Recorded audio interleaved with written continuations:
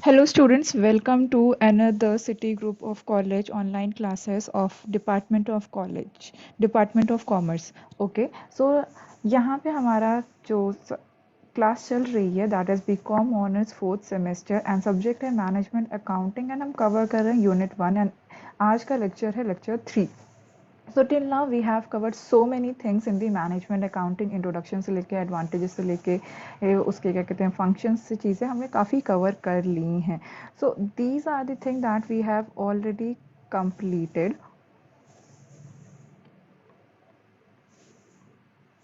So these are the things that we have till now completed till the significance, importance and role. So significance, importance and role यहाँ तक हम कर चुके थे. हमने एक short assessment भी किया था जिसमें आप लोगों ने questions भी submit करे हैं. सो आज हम लोग जो देखेंगे management accountant inc and decision making का क्या रूल है. ठीक है, अगर सीधा बोला जाए तो यहाँ पे मैनेजमेंट अकाउंटिंग का डिसीजन मेकिंग में क्या रोल है ये हमें देखना है. ठीक है, सो आज का टॉपिक स्टार्ट करते हैं. आज का लेक्चर स्टार्ट करते हैं इस पर्टिकुलर टॉपिक से. सो इसमें पहला रोल जो मैनेजमेंट अकाउंटिंग डिसीजन मेकिंग में हेल्प कर रही है is by collection of information.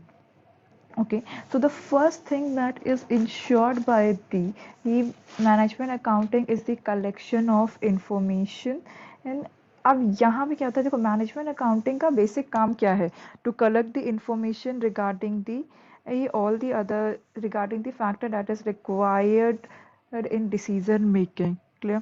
So management accounting collect क्या करता है, कलेक्ट करता है, इसका एक काम है कि नेसेसरी इन्फॉर्मेशन को कलेक्ट करना. कहाँ से कलेक्ट करना है, जैसे फाइनेंशियल अकाउंटिंग से, कॉस्ट अकाउंटिंग से. सो उनको कलेक्ट करना, उनको मैनेजमेंट के सामने प्रॉपर वे में प्रेजेंट करना, ये मैनेजमेंट अकाउंटिंग का काम है.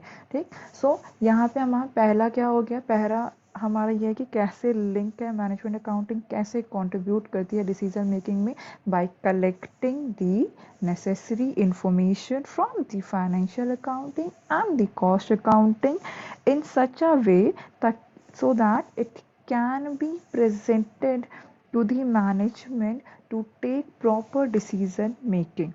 Okay, this is how management accounting helps in decision making by collecting the necessary data that is required by the management to take the data, to take the decision.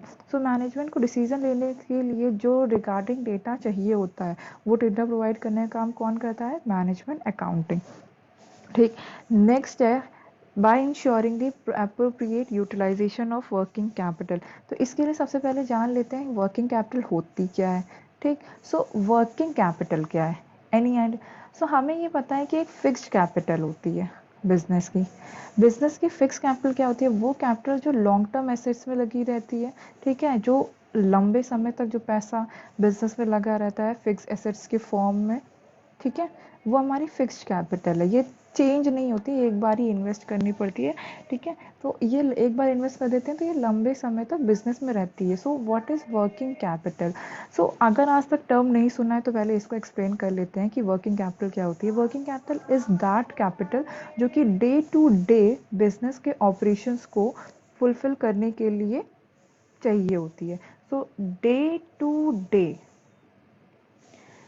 Day operations को meet out करने के लिए, obviously बात है business में क्या one time investment ही लगता है, नहीं, सिर्फ वन टाइम नहीं लगता, उसके साथ साथ हमें रोज भी कुछ ना कुछ फंड चाहिए रहता है to run the business, right. अब बड़ा बिजनेस है तो ऑब्वियसली बात है मैनेजमेंट अकाउंटिंग एक बड़े बिजनेस में ही इन्वॉल्व होकर, छोटे बिजनेस में इतना मैनेजमेंट हमें करना ही नहीं होता है क्योंकि it is small in size. तो management accounting requires usually for large business. अब लार्ज बिजनेस में डे टू डे बेसिस पे हमें भी फंड चाहिए रहता है to run the business smoothly, ताकि प्रोडक्शन हैम्पर ना हो ज़रा भी, या प्रोडक्शन रुके ना. ठीक है, तो for that company needs to ensure कि उनके पास वर्किंग कैपिटल रहे. ठीक, अब इसका यूटिलाइजेशन बहुत ज़रूरी है कि उसका टाइम पे रॉ मटेरियल आ जाना, या फिर टाइम उसको क्या कहते हैं कितने समय के लिए हमें उसे डेटर्स को कैश गुड्स क्रेडिट पे सोल्ड आउट करने, कितने टाइम बाद कलेक्शन करना है, एक अप्रोप्रिएट कलेक्शन टाइम पीरियड होना चाहिए, इन्वेंट्रीज में इन्वेस्टमेंट देखना है, क्रेडिटर्स को पेमेंट करनी. So these are the part of the working capital. So working capital is that fund that is required to run the business operation. ठीक है, दूसरा, डे टू डे ऑपरेशंस को meet out करने के लिए we need some fund. That fund, वो fund जो हमें डे टू डे के खर्चों के लिए चाहिए होता है, उस फंड को हम क्या कहते हैं? वर्किंग कैपिटल कहते हैं। ठीक, तो यहाँ पे अगर हम देखा जाए आपकी बैलेंस शीट में वर्किंग कैपिटल कहाँ रिप्रेजेंट होती है, तो इफ़ यू रिमेंबर आपकी बैलेंस शीट में फिक्स एसेट्स भी होते हैं। ठीक, तो ये फिक्स कैपिटल का पार्ट हो जाएगा, और इस बैलेंस शीट में आपके पास करंट एसेट्स होते हैं। रिमेंबर, करंट एसेट्स होते हैं और लायबिलिटी साइड पे current liability. So these two form the working capital. ठीक है, सो वर्किंग कैपिटल अगर पूछा जाए तो क्या है? ऑल दी करंट एसेट जो कि बिजनेस के पास है, इसमें से अगर ओवरऑल नेट वर्किंग कैपिटल पूछी जाए तो इसमें से जो हम करंट लायबिलिटी हटा देंगे, मतलब अपने ड्यूज, करंट ड्यूज अगर हम फुलफिल कर देंगे, तो जो भी मेरे पास अमाउंट बचेगा वो मेरी नेट वर्किंग कैपिटल होगी। तो अगर कायदे से कहा जाए what are the working capital of the business, तो we can simply say the current assets of the business. और अगर पूछा जाए कि नेट वर्किंग कैपिटल क्या है, सो नेट वर्किंग, सो अगर पूछा जाए कि नेट वर्किंग कैपिटल क्या है, तो हम सीधे से कह देंगे जो भी हमारे पास अवेलेबल करंट एसेट्स है, जब हम उसमें से अपने जो भी करंट शॉर्ट टर्म ड्यूज है हमारे, जो एक साल के अंदर हमें पे ऑफ करने, तो जितनी भी करंट लायबिलिटीज है अगर हम उन्हें पे ऑफ कर देंगे, तो हमारे पास जो भी वर्किंग कैपिटल, जो भी अमाउंट ऑफ करंट एसेट्स बचेगा, वो होगा हमारा नेट वर्किंग कैपिटल। तो अगर पूछा जाए, अगर ग्रॉस वर्किंग कैपिटल पूछा जाए, तो आप कहेंगे करंट एसेट्स होते हैं, जितना भी इन्वेस्टमेंट हम करंट एसेट्स में लगाए रहते हैं, बैलेंस शीट में जो भी पार्ट हमें करंट एसेट्स में दिखता है, that is our working capital. ठीक है, और अगर पूछा जाए नेट वर्किंग कैपिटल क्या है, तो आप कहेंगे इस करंट एसेट्स में से जो हमारे शॉर्ट टर्म ड्यूज हैं, जो एक साल के अंदर हमें पे करना है, शॉर्ट टर्म लाइबिलिटीज हैं, अगर हम उन्हें मीट आउट कर लेते हैं तो हमारी नेट वर्किंग कैपिटल आ जाती है। तो यहाँ पे जो भी अमाउंट इन्वेस्टेड है करंट एसेट्स में, उसका मैनेजमेंट इंश्योर करना, ये मैनेजमेंट अकाउंटिंग का काम है। अब इसमें हमें अगर याद हो तो इसमें कौन कौन से पार्ट आते हैं? करंट एसेट्स अगर आप लोगों को याद हो तो इट इंक्लूड्स व्हाट? इतना तो हमने समझ लिया कि वर्किंग कैपिटल क्या है। वर्किंग कैपिटल वो कैपिटल है जो हमें डे टू डे बेसिस पे ज़रूरत पड़ जाती है। ठीक है, सो करंट एसेट्स में इन्वॉल्व क्या क्या होता है? अगर करंट एसेट्स में हम बात करें, स्टॉक, ठीक है, डेट, रिसीवेबल्स ले लेते हैं, रिसीवेबल्स में डेटर्स है, बिल्स रिसीवेबल है, ठीक है, cash, cash at bank. So these are the things that are included under the current assets. So यहाँ पे हमारा भी फंड क्या है? लॉक इन हो रखा है। तो ये जो फंड यहाँ पे है, ठीक, करंट एसेट्स के फॉर्म में, जो कि इजीली कन्वर्टेबल है कैश फॉर्म में या ऑलरेडी कैश फॉर्म में है। अब जैसे ये रिसीवेबल्स क्या होते हैं? ये वो हमारे कस्टमर्स हैं जिनको हमने गुड्स बेचे हैं क्रेडिट पे, तो इनसे हम कभी भी पैसा मंगवा सकते हैं या इनके ड्यू टाइम पे हमें पैसा आके खुद ही दे देंगे। ठीक, तो ये जो हमारे पास करंट एसेट्स है, ये कैश फॉर्म में इजीली कन्वर्टेबल है या ऑलरेडी कैश फॉर्म में है।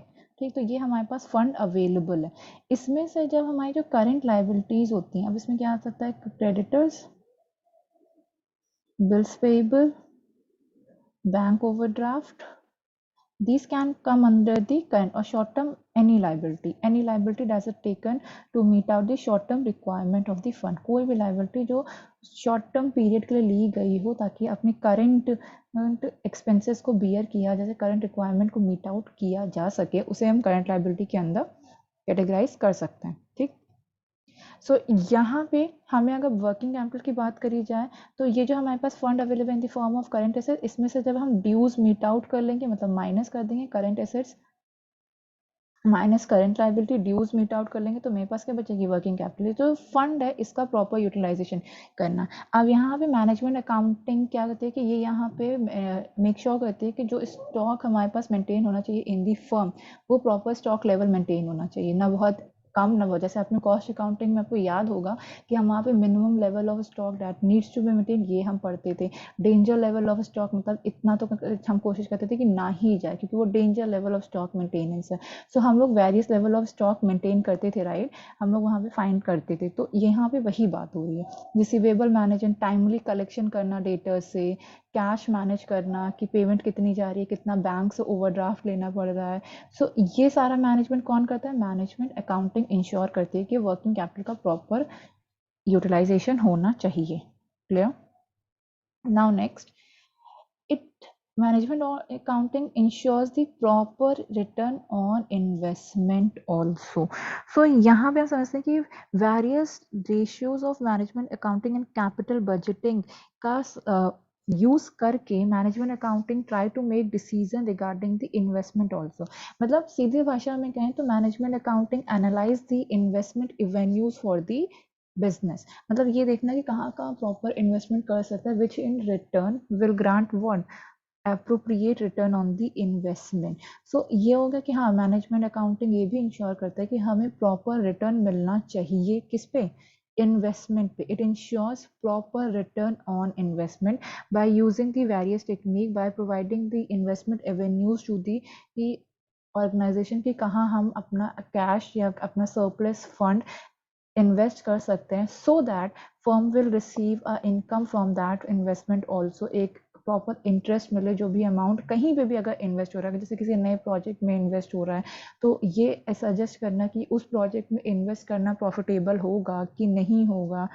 ठीक है। So these are the decision जो मैनेजमेंट अकाउंटिंग लेने में मदद करती है बाय एनालाइजिंग द सिचुएशन कि नए प्रोजेक्ट में इन्वेस्ट करना चाहिए कि नहीं, किसी पर्टिकुलर प्रोडक्ट को बनाना चाहिए कि खरीद लेना चाहिए, या कोई नया प्रोजेक्ट स्टार्ट कर सकते हैं कि नहीं, एक नई प्रोडक्शन लेवल स्टार्ट कर सकते हैं कि नहीं, एक नए प्रोडक्ट का प्रोडक्शन स्टार्ट कर सकते हैं। तो there are various investment that business में। तो इसमें प्रॉपर रिटर्न कितना आ सकता है ये इंश्योर करना है कि जो इन्वेस्टमेंट बिजनेस कर रही है क्या उससे हमें रिटर्न आगे मिलेगा कि नहीं, प्रॉफिटेबल होगा कि नहीं, ये बताता कौन है, मैनेजमेंट अकाउंटिंग।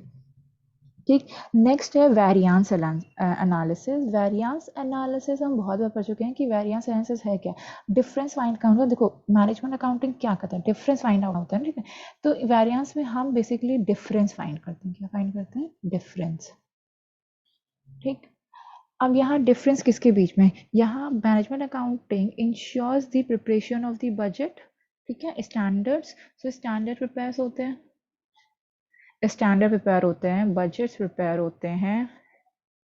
ठीक। इन सब बजट में हमें ये डिसाइड होता है कि किस लेवल पे वर्क होना चाहिए, किसकी क्या एफिशिएंसी होनी चाहिए, किसी क्या परफॉर्मेंस होनी चाहिए, क्या कॉस्ट पे प्रोडक्शन होना चाहिए, और फिर एक्चुअल जब वही काम होता है तो इन दोनों के बीच अगर डिफरेंस आ रहा है तो उसको पहले तो कैलकुलेट करना, देन कॉस्ट फाइंड आउट करना, देन करेक्टिव मेजर्स लेना। तो यहाँ पे management accounting also involve variance analysis. ये मैनेजमेंट को बताता है कि कहाँ कहाँ पे वेरिएंसेस अकर हो रहे हैं, कहाँ पे नेगेटिव वेरिएंसेस आ रहे हैं, कहाँ पे पॉजिटिव वेरिएंसेस हैं, what can the management do to remove these variances, what can be the corrective measures. ये सब बताना किसका काम है, मैनेजमेंट अकाउंटिंग का। So that's how management accounting helps in decision making by providing the variance analysis. ठीक। Next है selection form alternative. ठीक।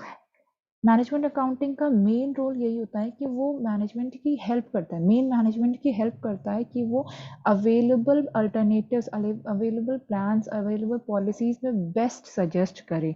ठीक है। So it helps in selecting the alternative, the various alternative that is available to the management, उसमें से जो best होगा उसे सिलेक्ट करना। ठीक। नेक्स्ट है checking the reliability of information. So management accounting ना तो सिर्फ इंफॉर्मेशन प्रोवाइड करता है कि उसे एक प्रॉपर मतलब कलेक्शन करके सिर्फ दे देना ही इतना काम नहीं होता है। मैनेजमेंट अकाउंटिंग ये भी इंश्योर करता है कि जो भी मैनेजमेंट के सामने इंफॉर्मेशन प्रोवाइड करी जा रही है that's needs to be very reliable, that needs to be accurate it, and उसमें कोई भी मतलब रॉन्ग इंफॉर्मेशन ना इन्वॉल्व हो। सो it ensures the correctness and reliability of the information that management accounting provides to the management. So this is how management accounting helps in decision making by the collection of the necessary data that is required by the management, पहला। दूसरा, working capital का appropriate utilisation कैसे किया जा सकता है इसके बारे में बता के कैसे इन्वेस्टमेंट पे ये इंश्योर कराना कि कैसे इन्वेस्टमेंट कहाँ इन्वेस्ट करें कि प्रॉपर रिटर्न मिले। वेरिएंस एनालिसिस बताकर, ठीक है, वेरिएंस एनालिसिस करके सिलेक्शन ऑफ अल्टरनेटिव्स में हेल्प करके, वेरियस अल्टरनेटिव्स की एनालिसिस करके उनमें बेस्ट अल्टरनेट सजेस्ट करना टू द मैनेजमेंट, एंड जो भी इंफॉर्मेशन प्रोवाइड करना उसकी एक्यूरेटनेस, करेक्टनेस, रिलायबिलिटी चेक करके ही मैनेजमेंट को उसे सबमिट करना। ठीक, these are the things that management accounting perform and that's how it helps in decision making. Okay, now next, limitations of management accounting। the first limitation of management accounting कि ये based है financial and cost accounting पे। मतलब इसका पूरा पूरा data किस पे बेस्ड है? फाइनेंशियल एंड कॉस्ट अकाउंटिंग पे बेस्ड है। सो अगर हम कहें कि अगर फाइनेंशियल अकाउंट्स और कॉस्ट अकाउंट्स में कुछ भी गड़बड़ी होगी, वो अगर इफेक्टिव नहीं है, करेक्ट नहीं है सो वो भी आपकी जो फर्दर जो रिपोर्ट्स प्रिपेयर होगी उसमें भी इफेक्टिवनेस और करेक्टनेस नहीं आ पाएगी। अगर फाइनेंशियल अकाउंटेंट और कॉस्ट अकाउंटेंट ने कुछ गड़बड़ी करी होगी और उन्हें नहीं पता है, तो इसकी वजह से सीधा सीधा इफेक्ट किस पे आएगा? मैनेजमेंट अकाउंटिंग के रिपोर्ट्स पे भी आएगा। So it is clearly based on one of the major limitation of management accounting that it is greatly depend on the correctness and the accuracy of the records that is provided by the financial accounting and the cost accounting। so इसका ये पहला limitation है कि basically it is depend on the financial accounting and cost accounting records. तो उसकी accuracy, उसकी correctness पे majorly ये डिपेंड करता है। ठीक, नेक्स्ट है continuity and coordination in operation.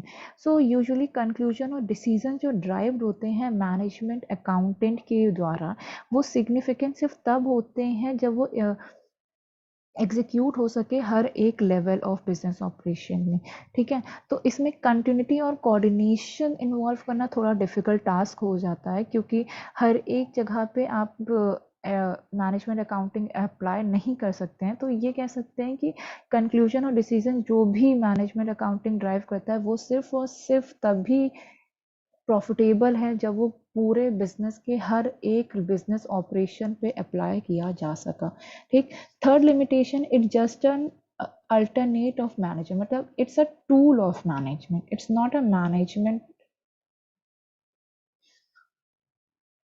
So third है कि it's not an alternate of management. तो कहने का मतलब ये है कि it's just a tool for management. मतलब बिजनेस को मैनेज करने के लिए एक ये बस मात्र टूल है। ये कभी भी अल्टरनेट नहीं हो सकता है मैनेजमेंट, कि मैनेजमेंट हटा के मैनेजमेंट अकाउंटिंग रख दिया। नहीं, मैनेजमेंट अकाउंटिंग बिजनेस को मैनेज करने का सिर्फ एक मात्र टूल है, एक टेक्निक है how to manage the business. It you can't sub replace the management of the business by the management accounting, क्योंकि सिर्फ ये अकाउंटिंग टर्म्स में ही आपके बिजनेस को मैनेज करेगा। ठीक है, तो it's not a alternate for the management, it can not replace the management of the business by. ठीक है, so we can't replace management of the business by management accounting। next, proper knowledge of related subject. मतलब कहने का मतलब ये है कि अगर आप मैनेजमेंट अकाउंटिंग इंप्लीमेंट कर रहे हैं ऑर्गेनाइजेशन, तो आपको सिर्फ और सिर्फ मैनेजमेंट अकाउंटिंग की ज़रूरत नहीं है। अब इसमें आपको उससे जो मैनेजमेंट अकाउंट से रिलेटेड सब्जेक्ट है उसके बारे में भी जानकारी होना ज़रूरी है।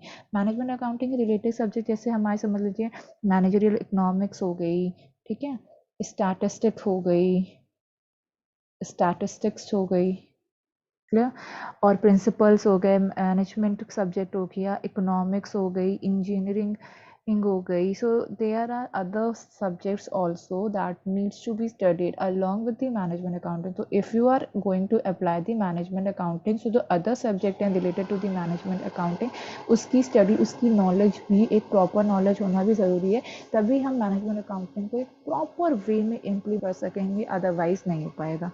ठीक, नेक्स्ट है मैनेजमेंट अकाउंटिंग एक बहुत ही एक्सपेंसिव सिस्टम है, क्योंकि बहुत ही कॉस्टली अफेयर्स है। इसीलिए एक्सपेंसिव होने की वजह से ये स्मॉल बिजनेस के लिए बिल्कुल नहीं है, और वहाँ ज़रूरत भी नहीं पड़ती है, क्योंकि इतना बड़ा बिजनेस होता ही नहीं है कि उसको मैनेजमेंट अकाउंटिंग के थ्रू डील करने की ज़रूरत है। ठीक है, स्मॉल बिजनेस में पहली चीज़ एप्लीकेबल कर भी नहीं सकते हैं, क्योंकि it's a very expensive system. आप पूरी पूरी देख रहे हैं, एक separate branch of accounting create हो जा रही है, मैनेजमेंट अकाउंटिंग। ठीक है, फाइनेंशियल अकाउंटिंग, कॉस्ट अकाउंटिंग करने के साथ साथ आपको एक और ब्रांच पूरी स्टैब्लिश करे, तो वहाँ का मैनेजमेंट अकाउंटेंट अलग होगा, वहाँ की डेटा कलेक्शन अलग होगी, वहाँ की रिपोर्ट मेकिंग अलग होगी। So there are various factors, ठीक है, that needs to be considered along with the to enable the management accounting in the organization। So that's why ये बहुत ही एक्सपेंसिव सिस्टम है, ये कॉस्टली अफेयर है। क्या है? ये कॉस्टली अफेयर है, इट्स अ कॉस्टली अफेयर।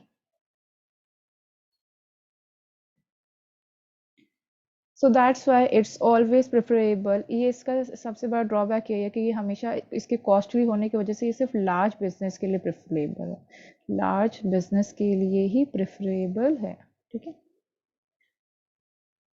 और it's not for small business. ये इसका आपका हो गया one of the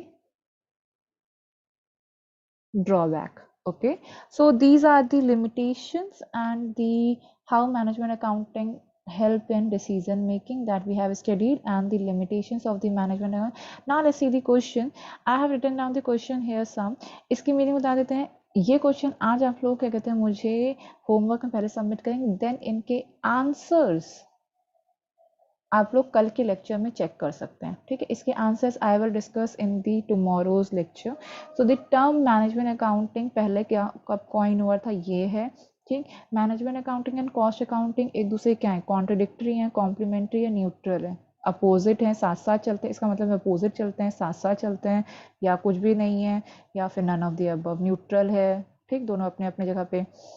management accounting suitable किसके लिए, small large organisation, NGO, corporatives. Next, role of management accountant in decision making, इनमें से कौन कौन सा मैनेजमेंट अकाउंटेंट रोल प्ले करती है while taking the decision making, that we have just study, तो it will be easy for you to answer. Next है, इनमें से कौन सा मैनेजमेंट अकाउंटिंग का टूल नहीं है। सो ये आपको आंसर करना है कि इसमें से एनालाइज करना है कि कौन सा मैनेजमेंट अकाउंटिंग का टूल नहीं है। So these are the question that is assigned to you all of you as homework today. So do it and the answer will be discussed in the tomorrow lecture. So कल हम सबसे पहले इसके answer discuss करेंगे, then lecture continue करेंगे। Okay class, so that's all for this lecture. Thank you class.